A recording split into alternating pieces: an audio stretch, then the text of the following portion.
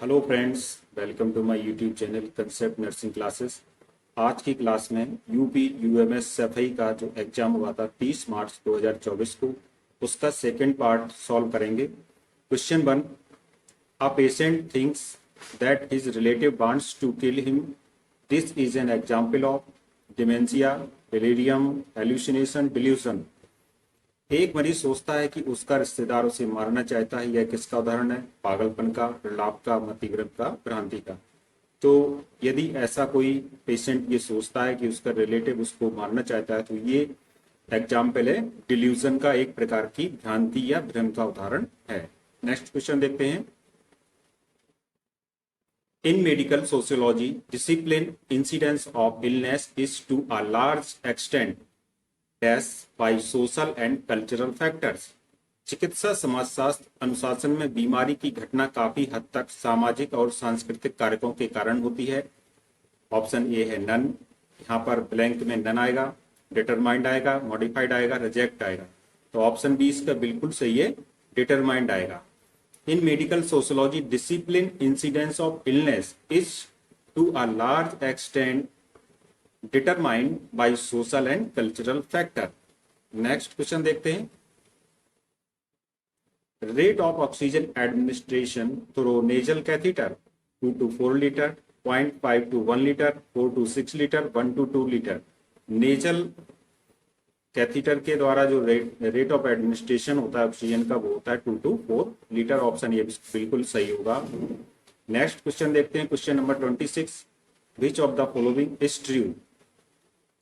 Monoclonal antibodies produced in the laboratory lack of constant regions of IgG. IgM is a pentamer with 10 antigen binding site. Most of the antibodies recognize protein. Most of the antibodies recognize small organic molecules. Correct answer होगा इसमें, क्योंकि हमें true छांटना था, true, तो इसमें जो आपका होगा ट्रू, ऑप्शन सी बिल्कुल सही है। Most of the antigen recognize protein. Next question देखते हैं। Which of the following statement is correct about modern psychology? आधुनिक मनोविज्ञान के संदर्भ में जो कथन आपका सत्य है वो आपको बताना है। Psychology is the science of Saul, psychology is the science of consciousness, psychology is the science of behaviour, psychology is the science of mind. तो मॉडर्न साइकोलॉजी में जो सही है आपका कथन, स्टेटमेंट सही है, वो होगा psychology is the science of behaviour. Next question देखते हैं। Which of the following fungus is responsible for athlete foot? Athlete foot के लिए कौन सा फंगस रिस्पॉन्सिबल है? Trichophyton mentagrophytes, Trichophyton rubrum, Epidermophyton floccosum, Epidermophytum cruris. Correct answer होगा option B, Trichophytum rubrum. Next question देखते हैं। Which of the following would the best way to determine the health of community? किसी समुदाय के स्वास्थ्य को निर्धारित करने का सबसे अच्छा तरीका होगा। Ask a realtor which neighborhoods have the most expensive house. Ask people living in the neighborhood if they are happy with where they live. Ask the police department which neighborhood have the lowest crime rates. Ask a firefighter which neighborhood have the fewest fire. Correct answer option B होगा इसका। Ask the people living in the neighborhood if they are living happy. पड़ोस में रहने वाले लोगों से पूछें कि क्या वे जहां रहते हैं उससे वे खुश हैं या नहीं खुश हैं। ये इसका करेक्ट आंसर है। नेक्स्ट क्वेश्चन देखते हैं। अगला question, serum cholesterol level will be elevated in case of. किस केस में सीरम कोलेस्ट्रॉल लेवल बढ़ जाता है? डायबिटीज के केस में, हाइपोथायरॉयडिज्म के केस में, क्रेटिनिज्म के केस में, हाइपरथायरॉयडिज्म के केस में। तो सीरम क्रिएटिनिन लेवल बढ़ता है हाइपरथायरॉयडिज्म के केस में। An adult is diagnosed with hypertension. He is prescribed chlorothiazide 500 mg PO. What nursing instruction is essential for him? Option A, drink orange juice or eat banana daily. Drink at least 2 quarts of liquid daily. Do not take aspirin. Avoid hard cheese. Correct answer option A, drink orange juice or eat banana daily. Next question. In following which disease is not transmitted mainly by faecal oral route. देखो फीको oral route के बारे में आपको ये बताना है यहाँ पर कि कौन सी इसमें जो डिजीज है ये फीकल ओरल रूट से ट्रांसमिटेड नहीं होती है। तो ऑप्शन ए एंट्रिक फीवर, ये डिजीज फीकल ओरल रूट से ट्रांसमिटेड होती है। हेपेटाइटिस भी फीकल ओरल रूट से ट्रांसमिटेड होने वाली डिजीज है। कॉलरा भी फीकल ओरल रूट से ट्रांसमिटेड होने वाली डिजीज है।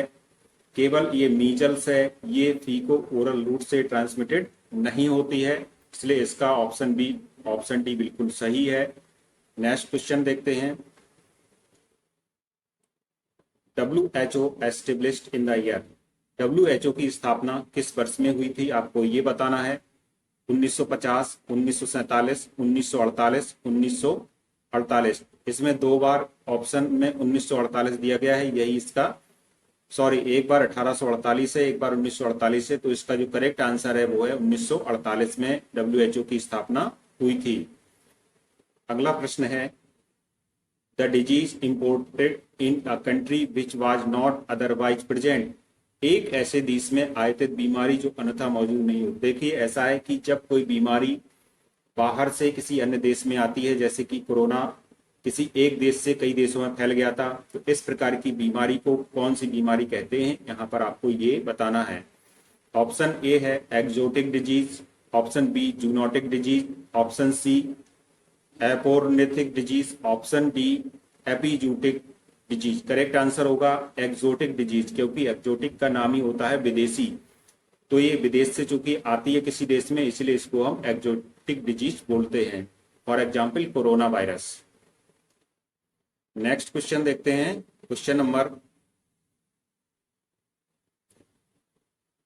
After birth of a neonate the ductus arteriosus becomes the. एक स्वस्थ नवजात के जन्म के बाद डक्टस आर्टीरियोसस बन जाता है ligamentum arteriosum, ligamentum venosum, vesical ligament, ligamentum teres. Correct answer होगा ऑप्शन ए लिगामेंटम आर्टीरियोसम में डक्टस आर्टीरियोसस चेंज हो जाता है। नेक्स्ट क्वेश्चन, अगला क्वेश्चन देखेंगे।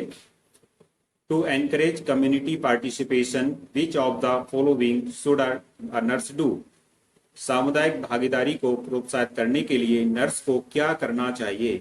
ए ऑप्शन है listen when people relate their problems, invite people from civic organisations, refer to the doctor for prescriptions, encourage sponsorship to programs।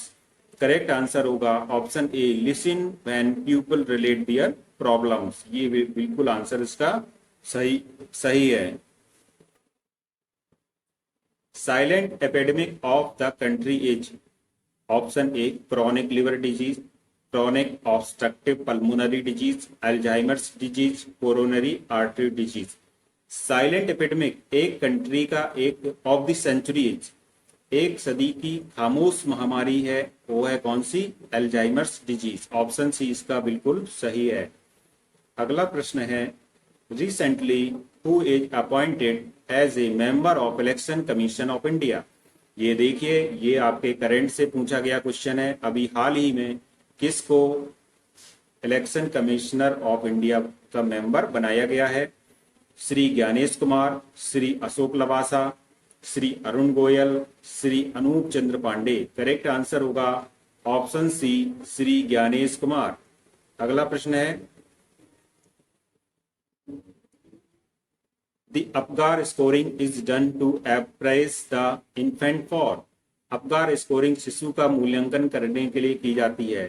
किस लिए की जाती है, RS sensitization, emotional stability, birth defect, respiratory efforts.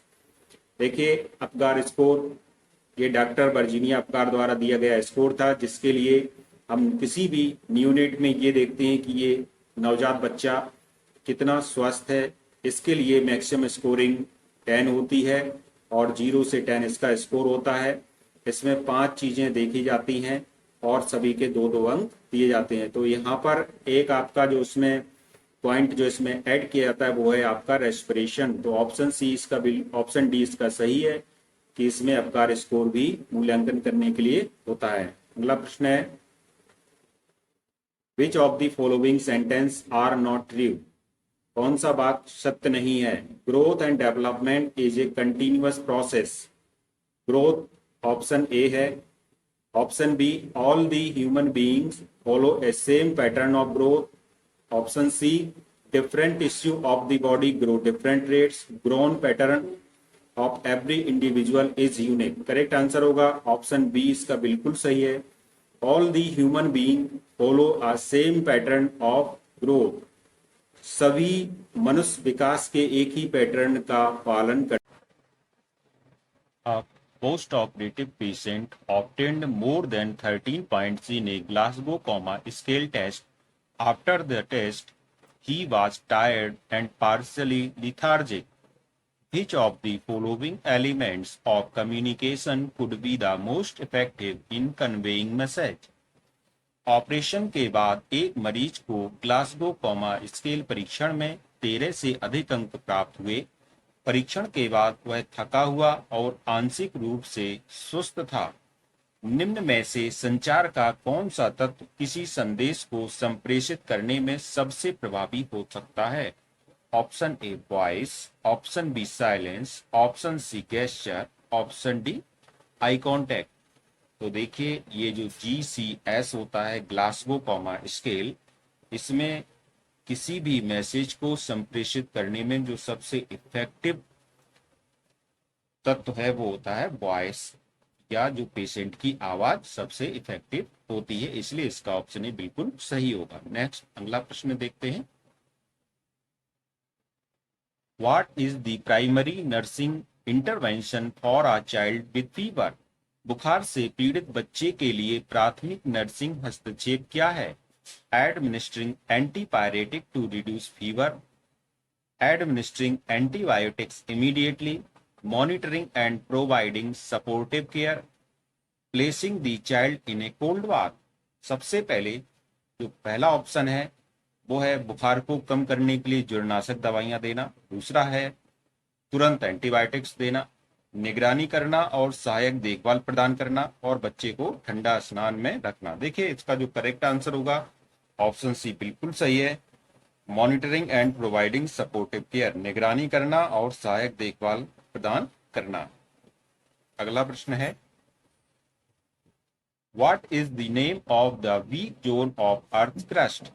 पृथ्वी की पपड़ी के कमजोर क्षेत्र का क्या नाम है? ये ज्योग्राफी से संबंधित क्वेश्चन आ गया है। तो question 1, cosmic, seismic, anaemic, formic. Correct answer होगा option B, seismic. What is the name of the weak zone of the earth crust? Earth crust की जो वीक जोन होती है उसको सिस्मिक जोन कहते हैं, जहां पर भूकंप के झटके महसूस किए जाते हैं। अगला क्वेश्चन देखते हैं। Human placenta after delivery is disposed in which colour bag? Human placenta को डिलीवरी के बाद किस बैग में डिस्पोज करना चाहिए? क्वेश्चन इसमें लिखा हुआ है। ऑप्शन ए है placing it in red bag and chemical disinfection, B placing it in black bag and autoclaving, placing it in yellow bag and incineration, placing it in blue bag and microwaving. Correct answer होगा इसका option C, placing it in yellow bag and incineration. पीली थैली में रखकर इसको भस्म कर दें